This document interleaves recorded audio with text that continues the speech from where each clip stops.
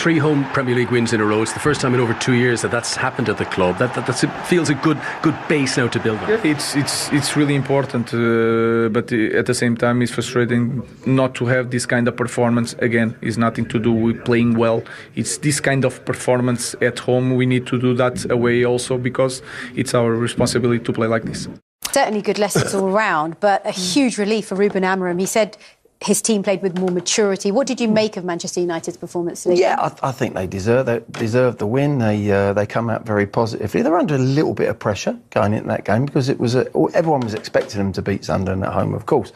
But we know the results that they've had. But no, I think the players went out there. They were very much on the front foot. They had good movement. In the end, when the chances come, they finished them well. You know, Mount's done very well. He's come back from injury, but when he's been put in there, whether he's coming on from the bench or he starts, he's starting to perform similar to how he was at Chelsea years ago, and he'll get better and better. This is his goal. Well, we used to see him do this at Chelsea. I mean, he gets in really good positions. Technically, he's always been decent. He used to come up with some good goals for Chelsea. He's had a torrid time with injuries, and of course, there's always been criticism of any United player who doesn't hit the ground running and start contributing. So he'll be pleased tonight. He'll be really, really relieved. And now he's given the manager a problem. I think Cunha was on the bench to start today. So Mount come in and did his job. Šeško's come in and scored. Got his first home goal, which is great for any new striker. Yeah, it is. And you know what's good about that, Dan? Because obviously you want him to do the old up play and that, but in the box with things like this, if he's not there in and around that, I'd be very disappointed. So to see him moving, getting his foot in there just before the defender is what he's going to need to do. So you can nick some goals, get some confidence, and then start scoring some more goals for the club. And I guess the question is, on the minds of all the fans, is can they back it up with another win? They've not managed to register back-to-back wins under Amorim. There's now an international break, which perhaps has come at the wrong time for them, and it's Liverpool on the other side of it. It's Liverpool at Anfield, you know. If it was at home, maybe. And Liverpool has just lost as well. They've lost. They'll be hungry. They've lost 3 on the trot, Liverpool. That's unlike them. So I think that'll all be forgotten, Liverpool's 3. You know, Man United are in town, you're in our house. It's probably a real tough fixture for Man United now. And what are your thoughts, Danny, on the fact that everybody's been talking about Amorim and his system, and that the players don't actually fit his system well? Do you agree with that? Do you think that's where the problem has been with Man United?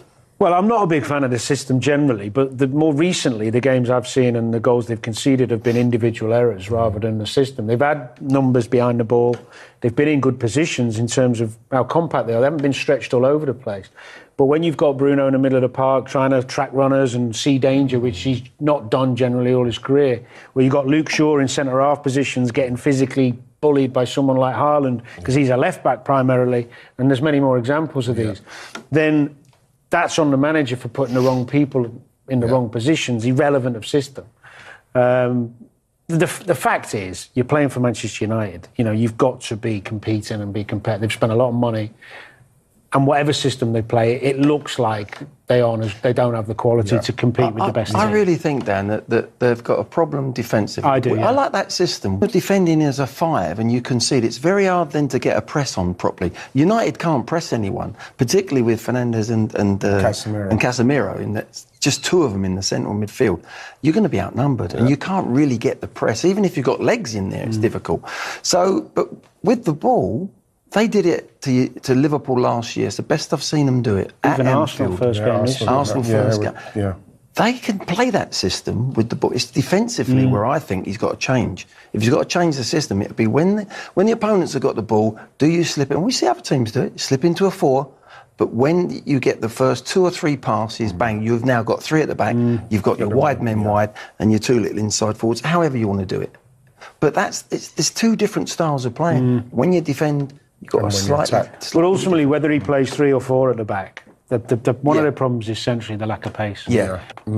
A couple of tactical tweaks today from Rúben Amorim that really paid dividends. Yeah, I thought it was a really good, important win, but what I really liked was he simplified the game for the players, and Mbeumo was getting a lot closer to Šeško, which I think really helped Manchester United, especially the first 30 minutes. Sunderland struggled to deal with it. So if we watch here, Manchester United in a good shape, and Mbeumo and Šeško were never really too far away from each other when Manchester United were attacking. And then what this means is, because they're close to each other, the 3 Sunderland defenders here closest to him have to stay with them, and then that frees up the space for Ahmed to get at the Sunderland fullback in a 1v1 situation. And now they're both in the box, they're both ready to try and get a sniff of a goal. And it doesn't pay off this time, but the intentions were there right from the start. Nothing special, long ball up to Šeško, who I think does this really well, and Mbeumo making the run in behind, as we seen against Chelsea when Sanchez got sent off. And I think this caused Sunderland problems all afternoon. It's a little bit scruffy, and it looks a little bit scruffy, but it's causing Sunderland problems. Šeško gets the ball in a good area to Mbeumo, and he should do better with the finish. And then Cunha comes on, and nothing changes. Ball up to Šeško, Cunha running in behind. Šeško doesn't even touch the ball. He gets a 1v1 and an opportunity to score a goal. So I think that it's a subtle change which Amorim made today, but I think it was the right one. It was clever, and Sunderland really struggled to cope with it, especially the first 30 minutes. This game had everything that kind of, you'd think, do you throw a new goalkeeper into it? Because from a drama point of view, it could have all gone horribly wrong, couldn't it? They're under enormous pressure, Manchester United. Sunderland coming on the back of a really good start to the season. You throw a 23-year-old in for his debut, and obviously, he's come with a great reputation from Antwerp, the Belgian goalkeeper, but he stood up to that challenge today. Yeah, it was a big decision, and I think it's difficult to be the goalkeeper of Manchester United, but I thought he's done really well for the majority of the game. And I think you see early on here, nothing crazy, get rid of the ball, and it puts Manchester United on the attack. And when you want your goalkeepers to make a save, he's in a good position. He sees the ball and makes a save he probably should make. And this was the one hiccup he had in the game where he makes the wrong decision. He comes out, and on another day it could cost him and Manchester United. But I thought in the main he done a lot of good things. He had 5 minutes to go. He makes a good save, which stopped it from being a nervous 5 minutes. And then what everyone wants when the ball goes in your box, you want a keeper who can come and command, catch the ball. And I thought it was a good, solid debut for him. And of course, pockets of the crowd shouting, "Are you Schmeichel in disguise?" won't have harmed his confidence, will it, today? Yeah, I think we all hope he can be the next Peter Schmeichel. And just briefly, Amorim saying that this was an adult performance today. Probably mature, I think he means. Certainly in the first 30 minutes. It was a more even game when Sunderland matched them up and changed their system. Sunderland were a much better team and were more competitive then, but it was a huge win for Man United. Obviously, we don't want to be too negative when we lose, but it's a strong reminder because this league is really demanding, and it's a good lesson today. So 3 home Premier League wins in a row, finally. That hasn't happened at United in over 2 years. Honestly, it feels like the kind of base this team has desperately needed, especially with all the noise around the manager. It's wild, isn't it? I mean, you could sense that relief around Old Trafford. The league is brutal these days, and every game feels like a wake-up call. But stringing those wins together at home? That's huge, especially with how fragile things have felt. Exactly. And yet,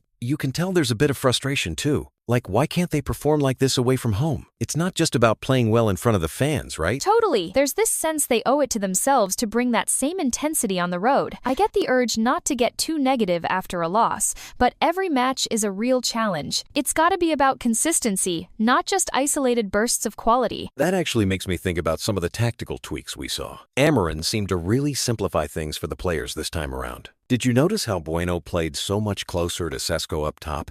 It made such a difference, especially in those first 30 minutes. Absolutely. And the way that partnership worked forced Sunderland's defenders to stick tight, which opened up all kinds of space for Ahmed out wide. Suddenly, those one-on-ones popped up over and over. You could really see Sunderland struggling to get to grips with it. Even when the attacks looked a bit scruffy or unpolished, there was always danger, especially with those long balls to Šeško. Yeah. And even though the finishing was hit and miss at times, the intent was clear. Then when Cunha came on, it was the same pattern direct play, someone running in behind. Amorim didn't overcomplicate it. Sometimes, subtle changes are exactly what's needed.